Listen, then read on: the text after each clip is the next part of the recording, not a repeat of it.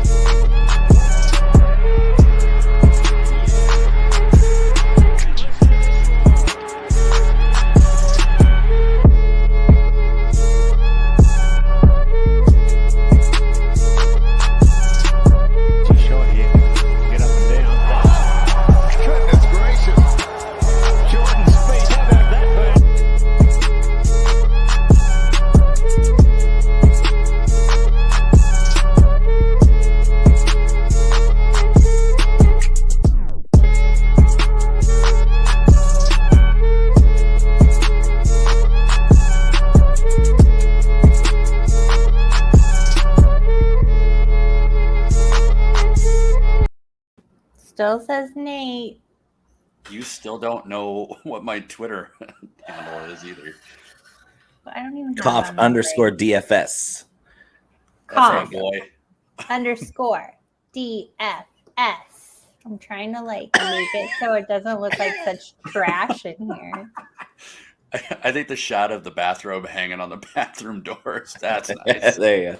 Classic. We need your chat. We need a turn down service for Kelly's room over there. It's like very on brand. Whatever. I just can't right now.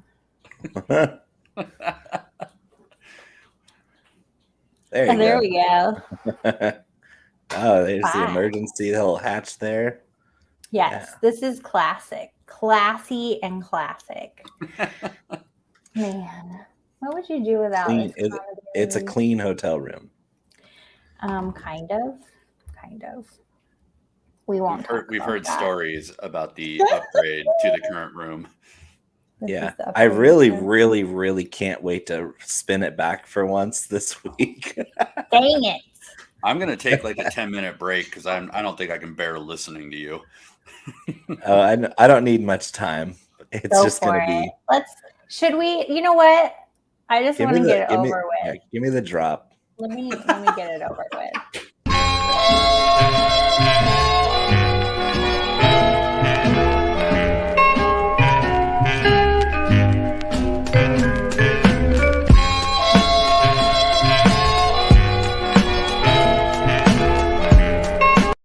Okay, that's enough. All right, Bo, go ahead. And the most important tournament on the golf schedule, the Open Championship, we crowned the champion golfer of the year at historic St Andrews Golf Links in St Andrews, Fife, Scotland, the 150th edition of it. And for the first time all season, I didn't just win, I won by a mile, thanks to my Aussie mulleted, blonde mustachioed Cameron Smith. So he was my captain pick. He putted the lights out on Friday and Sunday, 64s on both days. I got the winner. I got 3 more top 10 guys in my lineup. I am ecstatic. I had the best performance of the year in the biggest tournament of the year when I threw a bunch of money at it. I could have thrown more in there, but you know what? I'll take a win. A win's a win, and I feel great. Doesn't it feel so good to win by a landslide? Yeah, Kelly, I know you know the feeling, and it hasn't been that long since you did that to us. So I have a measure of respect for you because you've been riding that feeling all season, and Conor started off the season right in that feeling, and he's just been hitting a rough patch lately, which I can also relate to. But it should be cheers to Bo right now, even though we haven't talked about the cocktail. Cheers to Bo. We spun it back, and now we're going backwards in time. So I feel like the champion DFS golfer of the year now because Hey, let's not go overboard, all right? Here we go. I will give won by a lot. No wonder he wanted everyone to tune in Yes. tonight. I will give everybody come see how good I look. I'll give Bo his victory lap, but I also will roast him a little because somebody tore me up for wanting to play Cam Young. And how'd he finish? Second. Yeah. Yeah. And I feel bad too because I was often the same way, and he looked just god awful last week at the Scottish, and I was just like, I don't know if this guy can play in these conditions. When in reality, we shouldn't have ignored the metrics with recent form really not coming into play. I harped on it all last show was recent form at St. Andrews goes out the window because it's a whole different golf course from anywhere else they're going to play all season. And so I should have known that a bomber like Cam Young, who can chip and putt pretty well, was going to have a good week. I mean, look at what he did on the 72nd hole to leapfrog Rory McIlroy to second place with the chip and with the drive and the putt. Rookie of the year, right? I mean, that's got to lock him up. I don't know who else was even in the running close to him because I'd say Davis Riley's pretty close. Yeah, but Riley hasn't put forth those kinds of efforts in big tournaments like Cam Young has. But he might have a chance this week, and that's kind of we're gonna roll into that after the cocktail here. I think I'm the only one that made the cocktail. Yeah, I got a little busy with work, but I live in a hotel.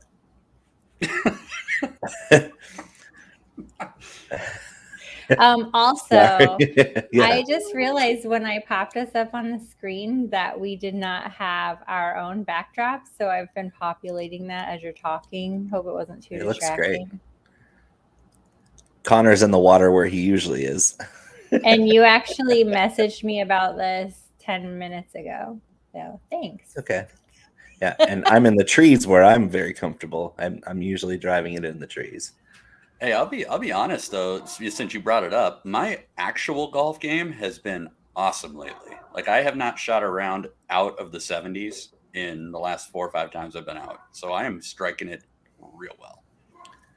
Yeah, out of my 3 rounds that I've played in the last year, I've broken 82 on all of them.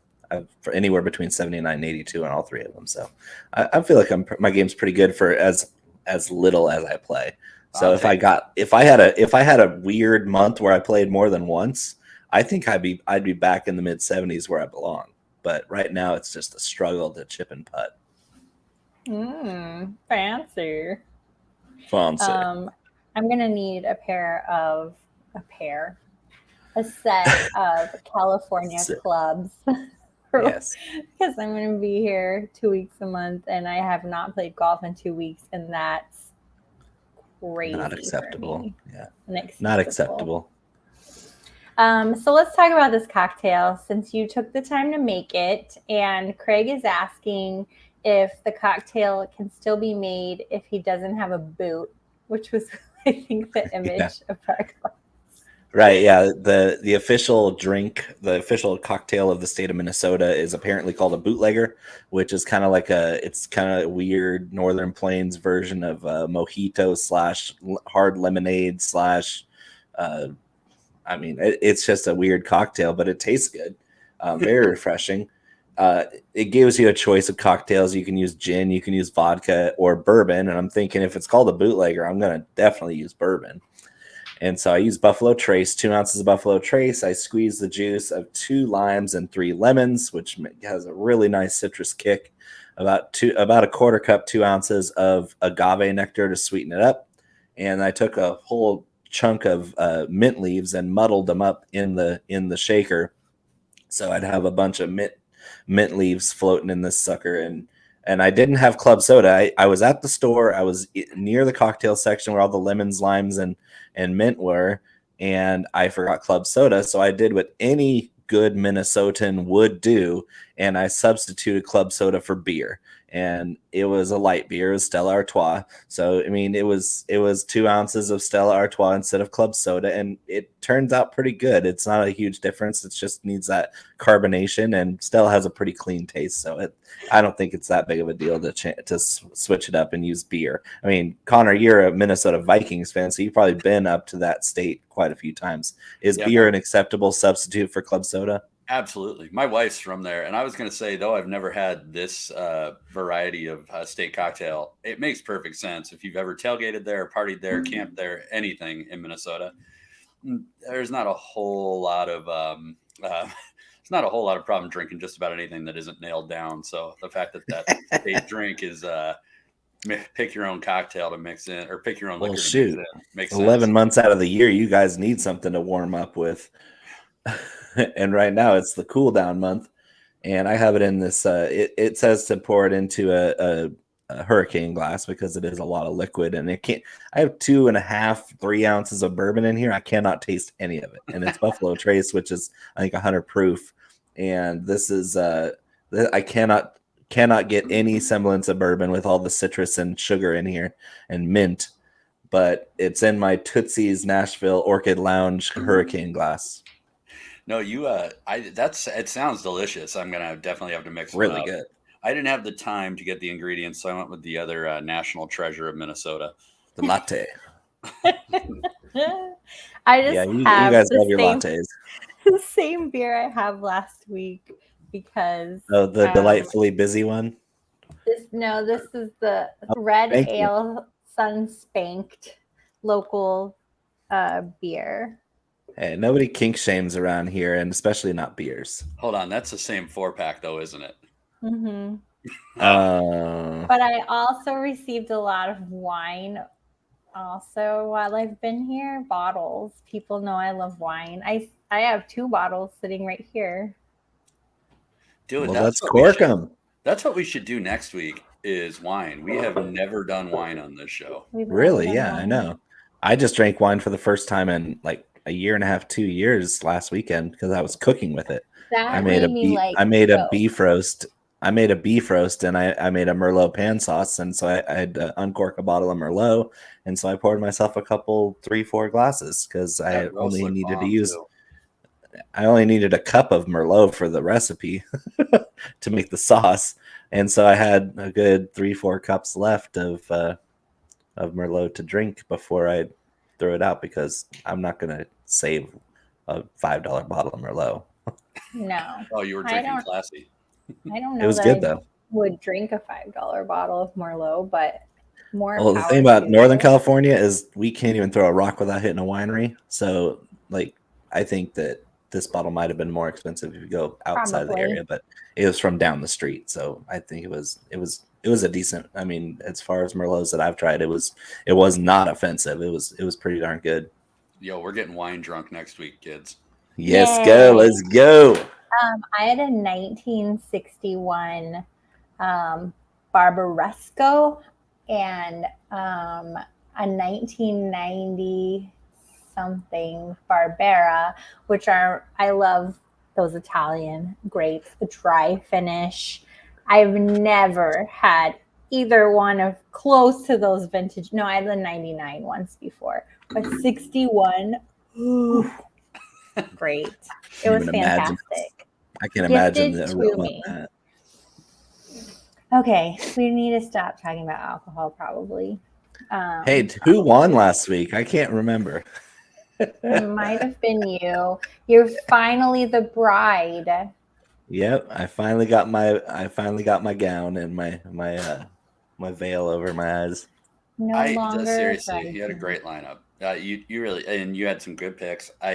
The trend continued though. I mean, we collectively, smashed. We nailed it. Like, if you guys were tailing us last week, there was no possible way you didn't win because just out of my pool, I think 23 out of the 28 in my pool made the cut, and then I had 5 or 6 of the top 10 in my assorted lineups. But unfortunately for you guys, you got my second or third best lineup overall, and my best lineup missed the Millie Maker winner score by like 30 points. So It was just the switch. I had Max Homa in there, and it was a bad choice to put Max Homa in the pool. But I will take a win. But anytime you multiply your entry fees by 3 or 4 and you make that much in return, that's a very solid win. I got the bankroll to play with for all the sports. I might even do League of Legends or whatever Connor does just to Kick get off is 3 a.m., buddy. They got just to get his IV fix over here, his DFS junkie fix. I might do that because I got some bankroll now to really play with. Ooh. Fancy. So we'll take him It down. feels good to win. It feels really good to win. Does it feel good to be a champion? It does. Loser. There's not many champions in this field, though. Oh God, yeah. All Would right. you like to talk about the course? So the host course to this very uninspiring field is TPC Twin Cities. We're there for the 3M Open, Minneapolis, Minnesota. You're looking at a par 71, about 7,100 to 7,200 yards is about the max I can stretch her out to. I think it's going to be a birdie fest. It was last time around. And even though this is a lesser field, I think there's still guys. I mean, it's like I said, it's not a difficult course. So I expect a lot of low scoring. It's the biggest things on this course. You got 15 out of 18 holes that have some semblance of a water hazard. You do have a fair amount of bunkers on it. They're not terribly difficult. Probably the biggest kind of defense to the course actually may end up being the weather. If it does get a little bit windy or if there is a lack of moisture and it gets dried out, bent grass is a pretty fast surface to begin with. So you could see some pretty tricky greens, but that being said, at least last year, they were pretty receptive as well. So while the putting may be fast, you should still be able to stick it pretty close. And the guys that have won here have kind of proven that. Approach is pretty critical, as well as off the tee. And that's something that I weighed pretty heavy this week. The fairways, though they're wider than average, it's not a place that you want to be too wayward from the fairway. Like I said, there's water on a lot of these holes. It is tree lined. So you really can get yourself into some trouble if you're too far off the fairway. It's not an incredibly long course like we went over. So I don't think it's super important that you be a bomber or even really have a ton of distance. Most of the par fours are going to be in the range of 400 to 450. The par fives get a little bit long, but they're the easiest holes on the course by handicap. So not a big concern there. And then the par threes actually are probably in comparison longer than tour average. They're all for the most part over 200 yards. There's one at 177 that can be stretched back a little bit to about 190, but par 3 scoring is something I looked at. Par 4 scoring, obviously, birdies are better. And then I looked at proximity from 100 to 125 yards, just because I think 80 to 90% of second shots are going to be coming in from there, just based on the length of the course. And outside of that, I didn't see any real wave advantages, at least not currently. And not only that, but they are split tees this time, which we haven't had in a few weeks. And really, you don't have the birdie streak possibility on either side. Like the first few holes are tricky. The last few holes are tricky. So really, you got equal opportunity for birdie streaks right in the middle of the course. So that, I think, is pretty much what I know about the course. Yep. Okay. That works. It's a birdie fest. Let's get to scoring. Oh, you have nothing to say. Nothing. No, I mean, I had to look up the yardage again, because I think the first time I read it, I looked at the wrong course, because I was thinking 7,400 yards, but I just looked it up, and you were right about 7,100. So we're gonna base it on what you just said, and it's going to be a crapshoot. This is the kind of week where you might want to be a little bit conservative with your play, unless you have a really hard lean on a group of golfers in your core plays. Because I mean, our winner might be 6,000 flat player, and it might be a guy at 10-3 like Hideki. But I just don't know who's going to win this tournament, because we've had such a random assortment of winners over the 3 years that this tournament has existed. I would like to say that I think the person who wins this tournament is going to be the one who hits it the straightest, because that's really kind of where we're at this point of the season. There's no more majors. There's no more like surprises really necessarily. It's golf. It's fun. So I think that, yeah, grip it and rip it regardless. It's really telling that the player who wins this week is going to put the ball in the hole in the fewest amount of strokes over 72 holes. I just had to throw it out there that was probably the first time I've ever done a course breakdown where nobody corrected me on anything, which was a nice feeling. When you get it right, I mean, what am I supposed to do? I'm not used to you getting everything right. And also, I think if the trend continues, whoever wins this tournament will be on the Live Tour 2 weeks from now. So that's neat too. Oh, within 2 weeks. I mean, what, it'd take 90 minutes for Cam Smith to announce that he was going, but embarrassing. Anyways, I'm more upset about David Faherty, because that dude is a golf legend, and him taking his talents to the Live Tour really makes me upset, because David Faherty's just that pisses me off. They can have Charles Barkley though. Yeah. Bye, Chuck. He fits right in. You guys want to try not to slam some trunks? I know we got NASCAR following us tonight, so NASCAR schmascar. Walk out of this room. The club is well. This would be a wrestling slam.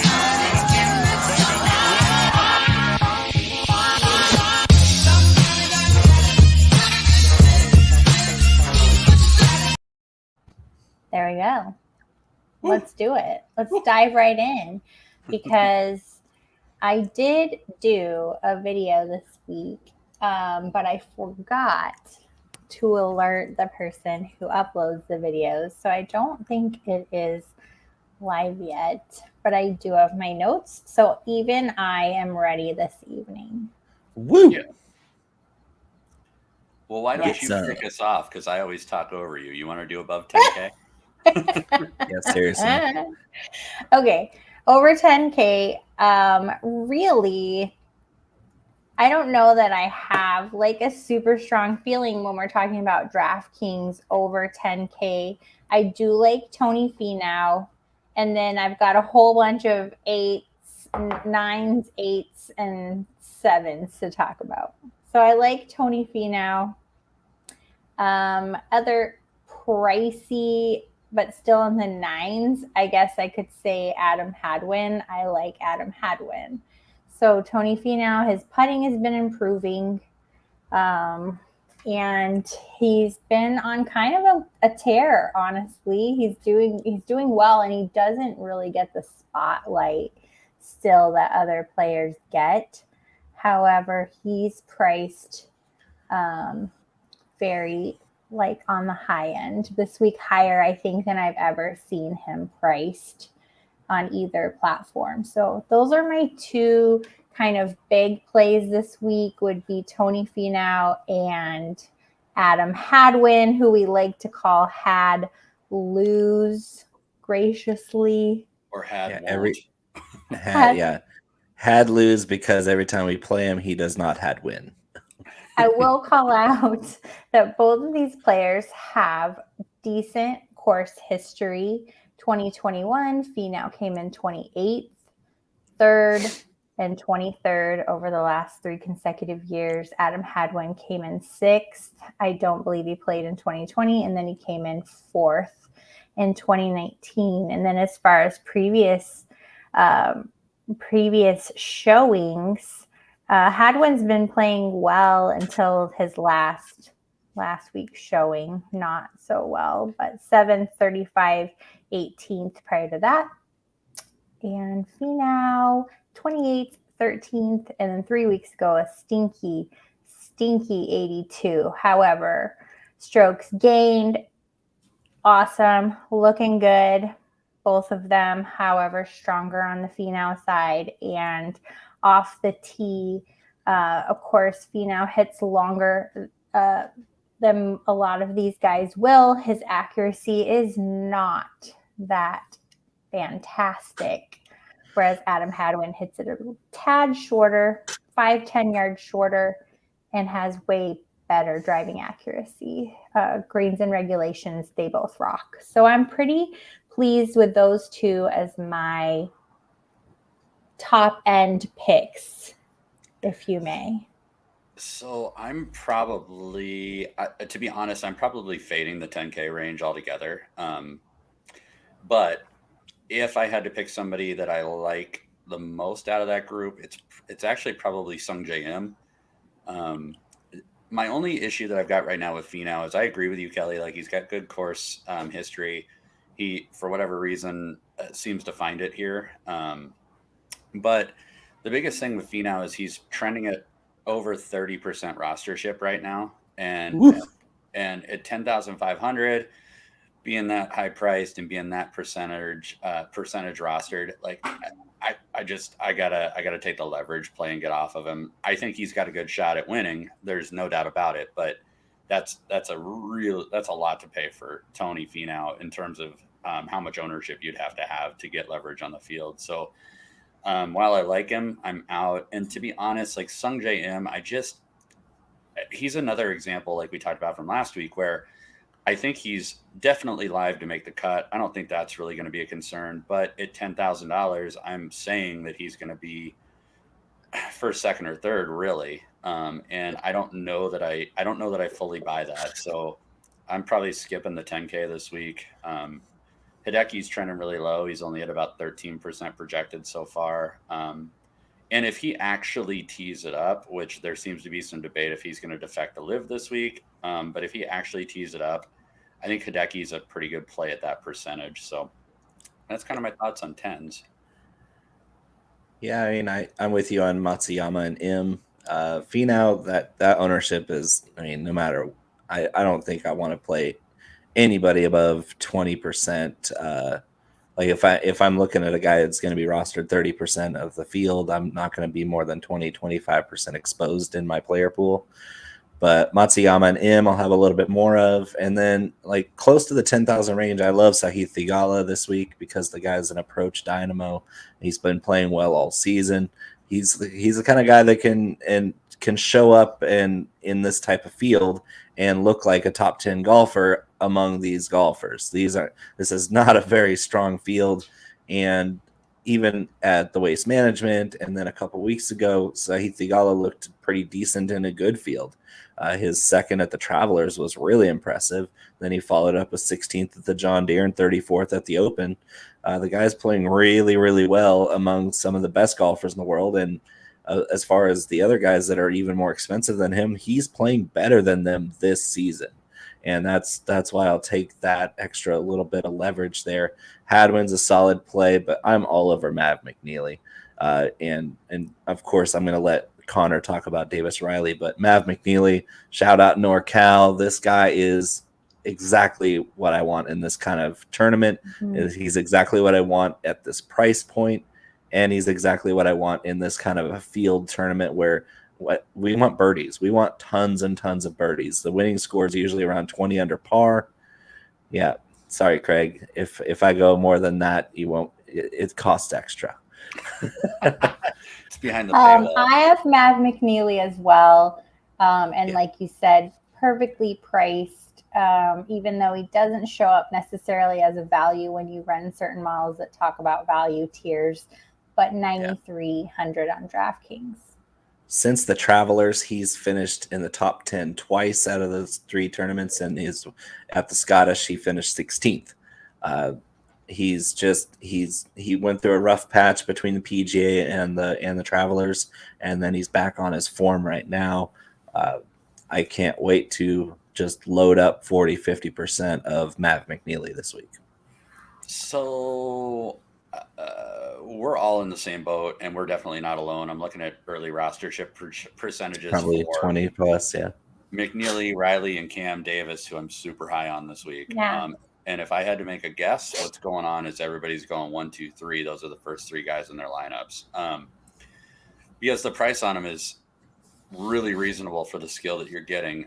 Bo's right. I mean, I banged the drum for Davis Riley the entire year. Not going to stop now. I think that this is a win spot for Davis Riley. I've been calling that he's going to have one this year.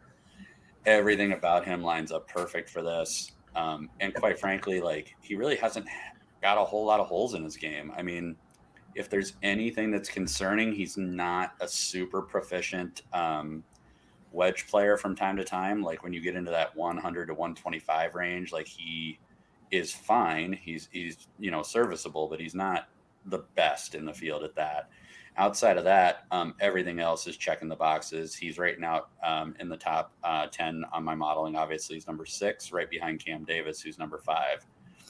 And I like him for the exact same reason. They're the same guy in terms of skill set. So I happen to think Davis Riley is overall a better golfer, but when you look at stats, those two are so neck and neck in terms of skill set.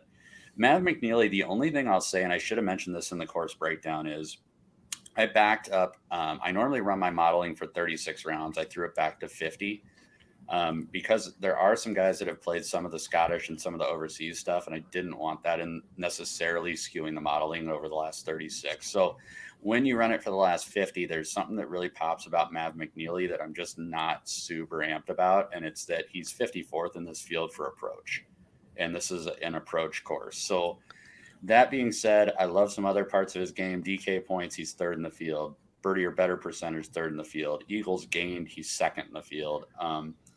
But some of those longer metrics in terms of approach game, even though that's what he's typically good at, he really has kind of faltered if you look at the long term on him. So, I looked at the same thing, and what happened was that Travelers, where he missed the cut by a mile, he had his worst approach week of the season. So I think that threw that off, because if you just go back to his last 3 tournaments, he's top 10 in this field in approach. And so I think if you go back 50 rounds, then he's not at all bad on approach, especially in that 1 to 125 range. Well, he's not bad. I mean, he's 36. I'm not saying he's horrible. I'm just saying that like 50 rounds is a pretty broad sample to suggest that like that's not his, bread and butter is all I'm saying. Like, I think he's an excellent player. I love Mav and I'll play some Mav, but I am throwing that out there that if he continues to trend towards 30% rostership, like to me, it's a pretty easy pivot to any of the guys around him because they all are that that same type of golfer. Yeah, I was just going to say, but even the top guys, with the exception of Matsuyama, there's nobody that's actually super gaining strokes. When we talk about the not their approach stats, I can almost talk. Proximity, Matsuyama's improved over the last however many rounds these are, but the rest I'm showing like everybody's faltering, especially between 125 and 150 yards. That proximity seems to be a struggle across the board. So that's something to think about is, does it matter if everybody's almost on the same playing field when it comes to their approach stats in general, getting down to the decimal, not necessarily the ranking? That's important. Unfortunately, our guy that I was looking to play was Mark Hubbard, and he withdrew. So, well, you can say that somebody is, in the top 10 of their approach game, but then when you look at the actual numbers, they're all separated by decimals almost, and there's not anybody that's just killing it on their approach game. Actually, Tom Hoagie is not That's who I was going to say. Tom Hoagie is rushing this field. Probably the only one in approach that, you could write home about. And I'm playing him because I'm a sucker to play Tom Hoagie, but we're not in the 7s yet. And also, I will say overall approach game, and then we can kind of maybe drop down into the 8s. But Tony Finau actually does have pretty legit approach game stats. As a matter of fact, like over the last 50 rounds, I'd put him up against damn near anybody. And he's not somebody that we typically talk about being like the most brilliant approach player, of all the big names that get thrown around. So while his key range is not that 1 to 125, his overall approach game is pretty stellar, which I don't know that I would have thought if I hadn't run the numbers. So, yep, love it. Let's get into the 8s. Well, we already got into Cam Davis, but Cam Davis is a good one at the top of the 8s. I'm not playing Tringali, defending champion last week at the Barracuda. Ches Reavie, no thank you. Adam Long, JT Postone. I guess Postone has been playing really well this year. I am playing Poston. Yeah, I don't mind playing him, even though he started off this year as bad as you could possibly play golf, and he's just lit it up with a runner-up at Travelers, a win at John Deere, and then missed the cut at the Open last week. But the dude's playing really well right now. Not thrilled to play him though. I think the one name that stood out in the 8s for me was Hubbard, and then he withdrew. So I guess I'll be trying to avoid this range. Wow. Because the only guy I really have played more than once this season in this range is Martin Laird, and he's okay in this field. I mean, I'll have bits and pieces, but none of these names really psych me up because I have a lot more names on the 7s range. I happen to like Martin Laird, and I think he's a good play for this particular tournament. And I also thought Adam Long could be a good play in this tournament because of previous course history, because of his recent play in general. We can always go back to Off the Tee, which is, I think, well suited still. I like Boston, however we want to pronounce it. So basically, and then the one that I thought was hilarious is you're like, Ches Reavie, no thank you. And I'm like, all right, well, I happen to like him too. I have him in my 9s. So we got course history, and he's may have been spotty in his play, but it's almost the same pattern that we saw in Fitzpatrick. Two highly made cuts, 13th, 15th, and then a total bomb, 120, 27th, 8th, and another total bomb. So here we are. We're at a new week. The pattern is here. I'm with it. I'm with Reavie. I'll go with Reavie. Yeah, the thing with Reavie, though, is he's 8,700, and he's going to be chalky because he won just last week. And I think that's at least 700 too expensive for a golfer of his caliber. I think we're due for a letdown a week early on him. And it's a chalk bomb. I don't want to eat a chalk bomb at 8,700 for a guy that, other than his random weeks of playing decent and then a random win last week, he's been terrible. I don't know. I liked it. I like the way the numbers look, so I'm in. Yeah, I'm with you, Kelly. I don't hate Ches Reavie. I mean, I don't usually do the winning hangover type deal. Like, that doesn't usually bother me. But the guy that kind of popped a little bit for me in the 8s, that was unexpected, and it's a really popular ownership piece right now too. So I'm not alone on this, but Brendan Steele for off the tee, strokes gained off the tee, and overall ball striking, not to mention his approach. $8,300. I mean, that's a pretty decent price for a guy that doesn't miss a whole lot of fairways or greens. So I just got to decide if I want to play 20+% Brendan Steele to match the field, because I objectively like JT Poston better, and he's right there in that price range. So I think I'm probably going to play mostly Poston, but I did want to throw out that Brendan Steele was rating out surprisingly well for who he is. I have him marked in purple on my sheet, which you would see. Ooh, purple.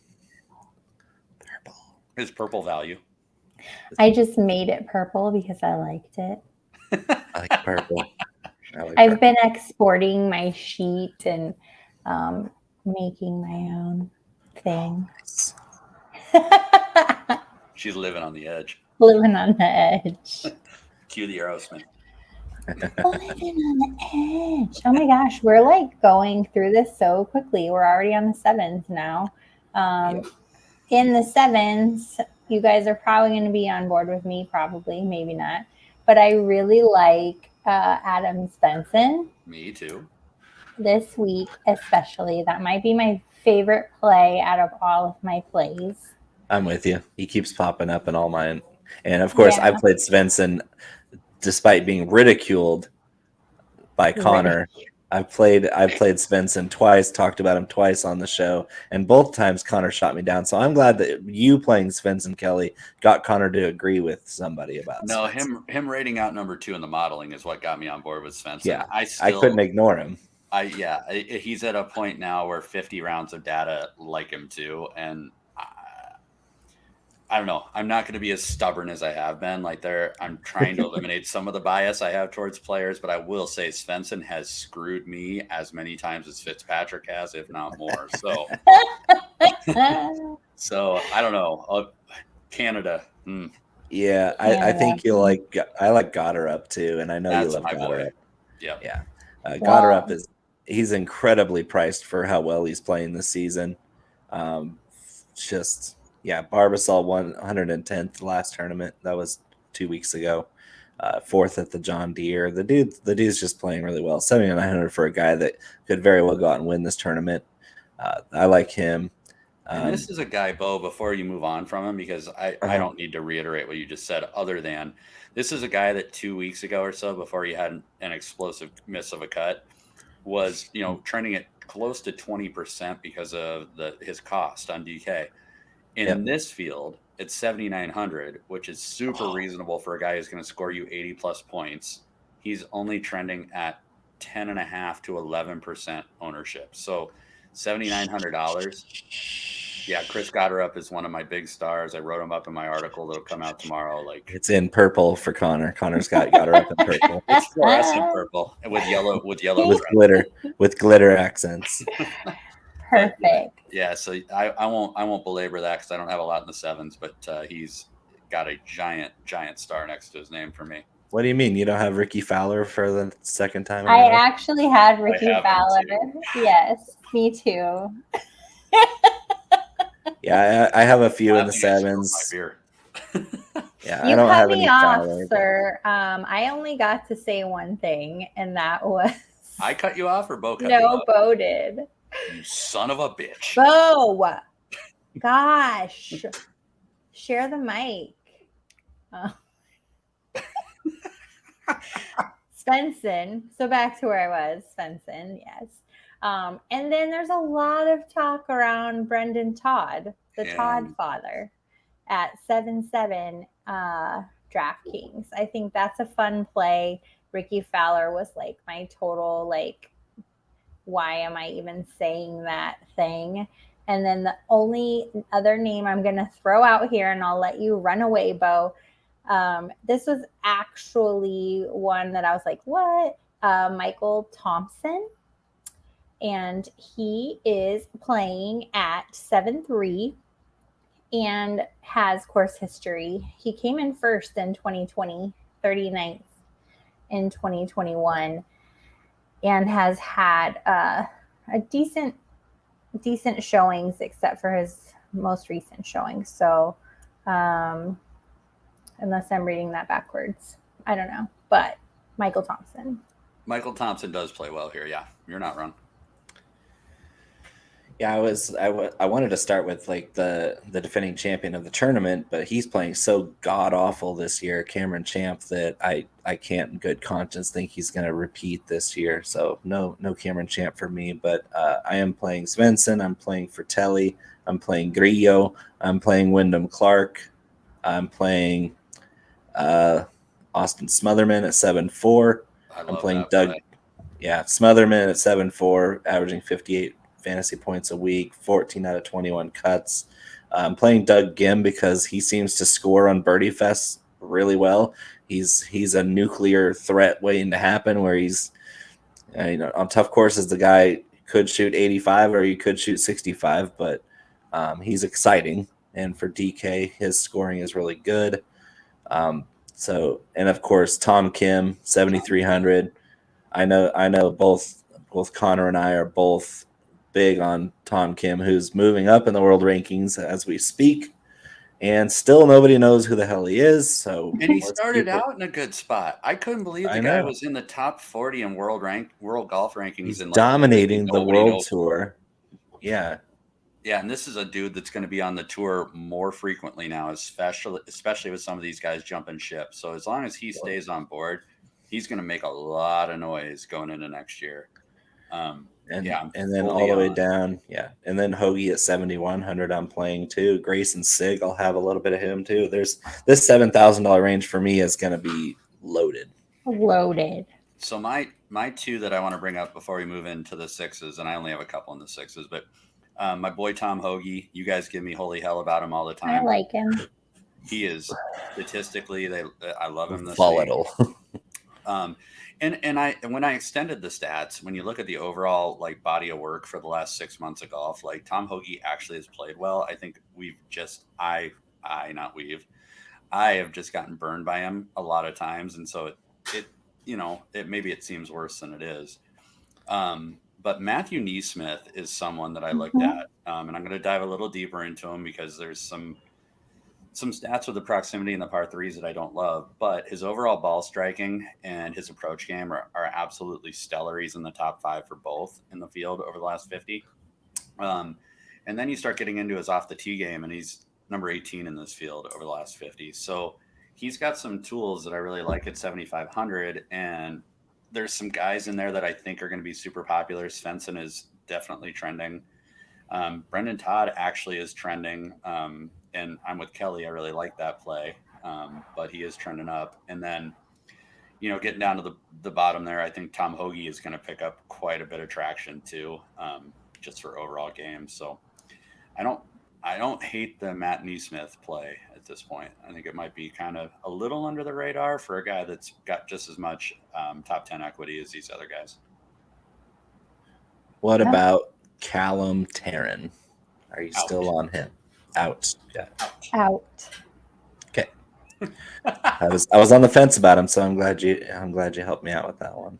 It seems to me that he's a little too wayward. Like I think he's got a good game, and I think I don't know if it's just conditioned for not the U.S., but it just seemed to me when you jumped on him that he didn't play as well as I thought he was going to play either, and so I'm just a little apprehensive. I just want to see a little more out of him. Well,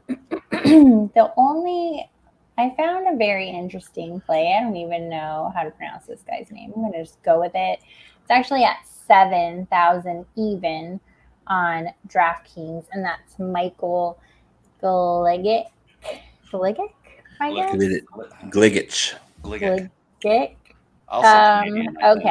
Well, I liked him because he does have event history, not super fantastic event history, 49th in 2021, 26th in 2020.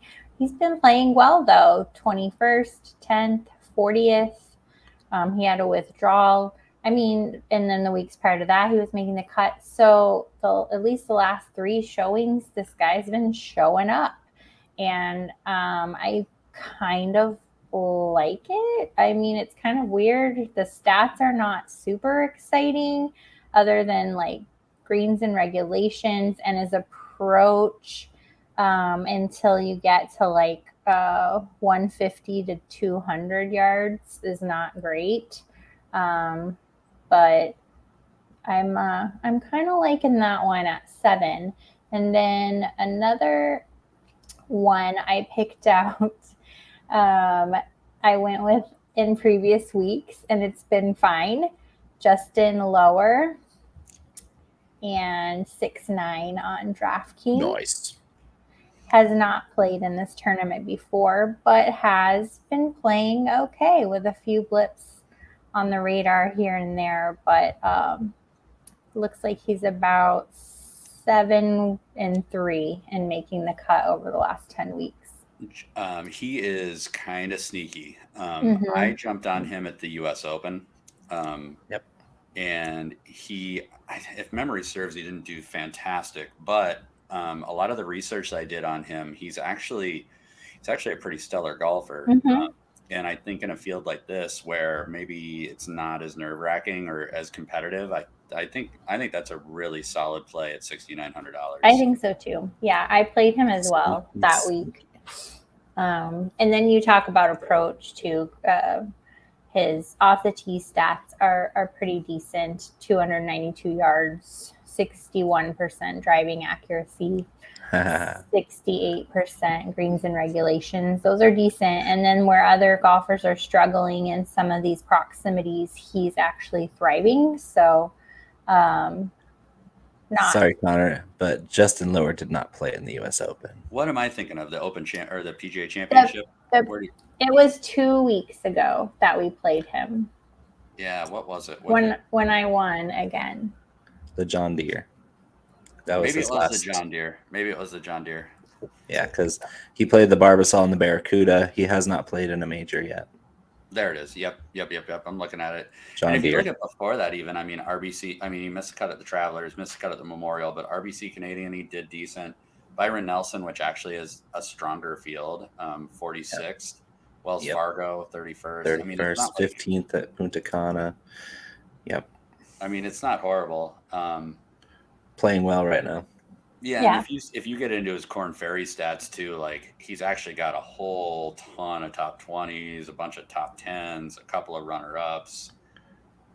He's live to miss the cut for sure. I mean, even on the Korn Ferry, he misses the cut. But I think this is a field where, and we'll get more into the sixes in a sec here, but I think this is a field where people are going to really gravitate towards the upper tier because it's names they know and are going to be afraid to pull the trigger on these guys at the bottom. So I think there's just a ton of leverage that you can employ for some of these bigger GPPs because people are not going to use these guys.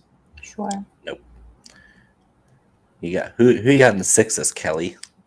That was it. Those were my sixes. Okay. A 6, 9, and a 7. So I like Peter Malnotti at 6,800. Oh wait, maybe I'm lying. Sorry. Rewind. She's got more. Kelly, get him. Cut him off. Go. I scrolled down and I saw a little more. Okay, we got Bo Hogue. Hey. And Bo Hogue at 6,800. And he has event history again, 16th and 12th over the last 2 years, but he's been playing really awful otherwise. So if you don't want to look at event history, if you only want to look at event history, Bo Hogue. But here's one that has event history, has been playing meh, and that would be Aaron Baddeley. Those are my two. Mr. Baddeley. Aussie. Aaron. Oi. Aaron golfs badly. Yes, there you go. All right, carry on. I gotta say, so yes, I'm gonna be. Connor knows that I play. You know what? Yeah. Those were like super reaches, so I'm just gonna stick with my initial thought. No purple for Badley and Hogue. Lower at 6,900 and whoever I said before that. Bo Hogue, who's made 1/3 of the cuts this season. 7K. Gilligan. Okay, go ahead. Peter Malnotti for me, you know why. He's just a solid all-around player. He's playing well right now. I think that once you get down here, you're just kind of throwing darts, and so I like him. I like Seifert, however you want to say it. Chase Seifert. Not playing overly well right now, but has had moments this season. And I got one down here, Kevin Chappell from Fresno State. He's a Bay Area kid. I think he's got the game to push and score birdies because he doesn't play well if the courses are tough. But on courses that are easy, like this one, Kevin Chappell just seems to come out from under a rock and play well. Yeah, I don't like those either. That's fine. I don't like any of liking is not like under 7,000 in this field. You're not supposed to like them. You're supposed to be like, all right, if I need to only spend this much money to finish up my lineup, these are the guys I might think about putting in. So, like I said, lower, which I'm hoping his name is actually Lauer, but I'm not sure because he didn't get any airtime. Yeah. So definitely like him. I've got two that you've got to have some stones to play, but I have reasons to play them. So my first one is Cole Hammer at $6,500. So Cole Hammer is a collegiate player of the year. He is an absolute technician with a driver, hits the ball about 316 on average.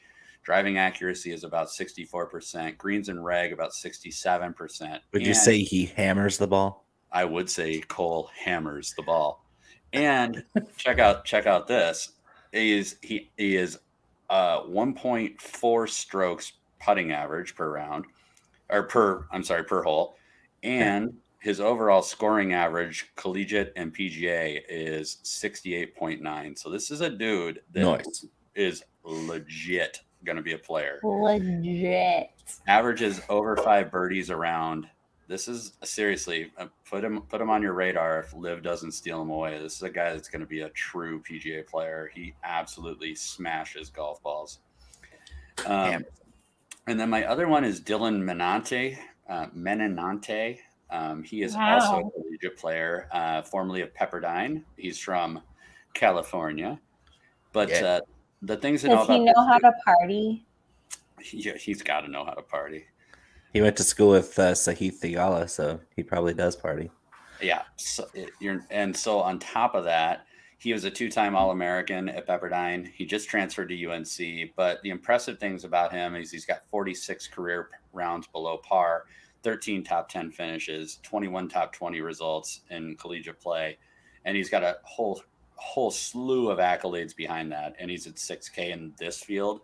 This is a dude that, honest to God, could be in the top 10, top 20, no problem. So if you got some stones and you want to stack the upper nines like we talked about, these are two dudes that you could definitely bake in, and I'd feel confident that they at least are going to show up and play. They got the skill set for it. So it's a gamble for sure, unproven, but I like him a lot. 6,500 Minante. Is he 65? I thought he was the other way around. 65 Minante. He's tied. He's the same price as Cameron Percy, Yuck, Roger Sloan, and Max McGreevy. So these are two dudes that even if they don't perform this week, definitely put them on your radar because these guys are real players. So they're gonna come out in the next year or so and be competitive. I'm curious as to why we are getting a ew when we talk about Bill Haas. I think you're talking about Bo Hogue. Or even Percy. Like, do we need to boo on Percy? I don't know. I'm looking at his data. It's not an ew. Well, who fired in ew? Bo. He said Percy, ew. Percy could be a good play. Everyone out there, Percy could be a good play. Cameron Percy at 6'5". I might have to squeeze him in there. I'm going to play either of these college kids over him, to be honest. Okay. That's fine. I'm just looking at numbers. I love numbers. Oh, no, for sure. And just to be clear, like these two aren't going to show up in a stat model because they don't have a lot of course. Right. So I'm just saying, like, the overall skill set of these two kids actually matches the course pretty damn well. And this is not a hard course nor a hard field. Right. So if you're down in that range, like I'd gamble on these two. I just don't want to ew somebody. Ew. Just kidding. Yeah. You can totally ew somebody if you want. It's awkward to look at. Yeah. I'm just scrolling around now to see if we missed anything worth talking about. Maybe Appy Barn Rat, maybe. Kiradek, he hasn't played well in forever. I remember watching him in the middle of the night when he was playing in the Asian tour on the Golf Channel. Of all the dudes I thought would have been on the Live Tour, Barn Rat's not on the Live Tour. He's here. It's crazy. Kiradek, Appy Barn Rat. Smoking Thailand. Darts and making birdies. I think that's about it. Gut hanging over his belt buckle like me. He's an everyman. He's everyman. And he has a fun name. Kiradesh Appy Barn Rat. You know what? I saw like up to 8 people in here tonight, which was pretty fun. Thanks everybody for watching. I hope that Who are you you taking this enjoy week? yourself. Yeah, who's our captain? Oh, that's right. I have to pick a captain. I'm taking Davis Riley. I was last week, so I pick first. Okay. Go ahead, Bo, because I don't know yet. I'm looking still. Come on. I'm going to go with my guy, Mav McNeil. Thought you might do that. Shoot. All right. I mean, maybe I'll just go with Svensson then. All right. Why not? Or should I go with Cam Davis? Oh, Canada. Svensson. Go Svensson. You called him out. All right. I'll go with Svensson. All right. I'm going with Svensson. That's what you get. I have to end this broadcast because there's people behind us. Have a lovely evening, golf nerds. Bye.